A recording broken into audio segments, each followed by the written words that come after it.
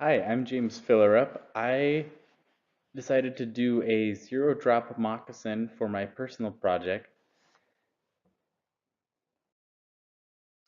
And the main problem that I've kind of run into with zero drop shoes is that sure, there are a lot of companies that make zero drop shoes, but they don't have a very technical sole. And though this shoe does not have a very technical sole, I would like to invest in getting a better sole in the future. This one is just like a very simple sole, is what I was planning on doing. So here are some of the companies that make zero drop shoes. You got Vivo Barefoot, Ultra, Lems Shoes, Vibram, New Balance Zero Shoes, and Minnetonka Moccasin. But all of them, though they do have a few like trail running shoes, they don't necessarily have a backpacking boot, which is something that I would want and that I think a lot of people in the outdoor industry would want a boot that has technical tread, so something that you can actually like walk through the mud and not lose all your traction, which has been the number one complaint of a lot of people that they have these zero drop shoes, but the tread isn't deep enough to be able to grab the ground efficiently to go uphill unless it's a trail running shoe. And most people want something a little more beefy because they're going to be going off trail. So they want leather, they want something like that. And for some people, they want something that, is both durable but also flexible and small that they can pack up in their bag. Most people in the zero that like zero drop shoes, it's one of the main reasons they go for it. So this was an initial prototype that I made a couple years back with a moccasin that I'd made. It's a Cherokee style moccasin that I just put a old rubber tire on from a pair of old sandals that I had owned. And so that was the first time I'd ever sold any kind of shoe. So it was very, basic and kind of hodgepodge, let's be honest. But it does work very well. I was surprised the sole still hasn't come off. I wear them pretty frequently. And it compacts really easily, as you can see there, but it also gives you a lot of cover to keep, grass and twigs and that kind of stuff out of there. So I wanted to add something with a little better tread because I noticed that, any time in the winter you wear these like just, super slippery, it's hard to get any kind of traction. So I decided to give them sole to put on my other shoes. So what this project entailed, I wanted to pick a different style design of a moccasin kind of style. And so what I did is I went and analyzed a lot of different styles, including stuff that I had made in the past, um, to kind of see which one would have the kind of fit and look that I would want for this new shoe that I wanted to make.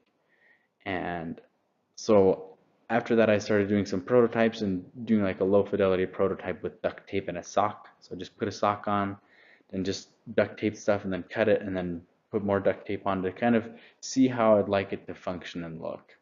And off of that, I was able to make my pattern more or less. I did have to do quite a few alterations after that point to figure out how I'd lay out the leather so that I could do that. And then it involves sewing, a fit analysis. So with moccasins, it's kind of tailored to your foot for the most part. And I wanted to be able to make it so that and leather stretches quite a bit, which is nice.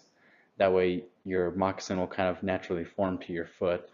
And that's one of the reasons I kind of like this style shoe because it stretches and fits to your foot. And so I kind of did a fit analysis. Things were kind of a little difficult in terms of lining things up and getting the alterations to work after that, which I had to do quite a big alteration. I actually folded the leather over, duct taped it, and then realized like, okay, this still functions as is after I had already made it in leather. And then I cut a new piece for that part and then put it on. And then I add a sole later.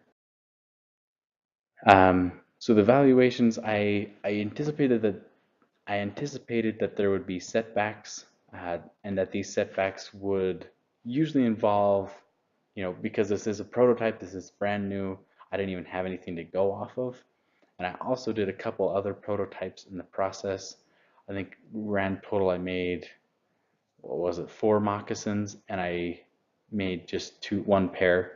And I tried 2 different designs that I just wanted to kind of experiment with that I didn't feel like were good for what I wanted.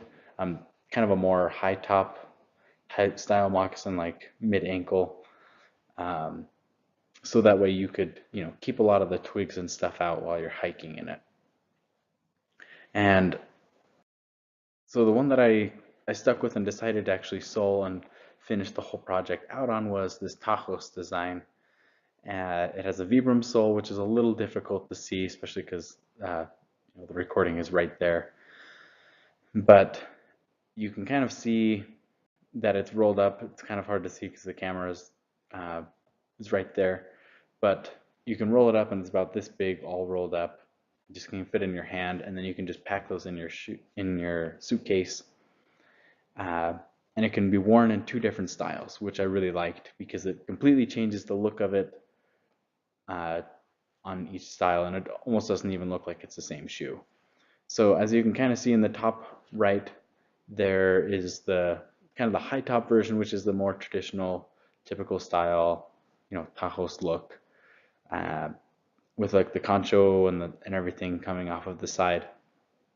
The other one, it's a little more difficult to see, but there is an asymmetrical kind of triangle right along the top of the foot that kind of comes like this, that goes along the top of the foot.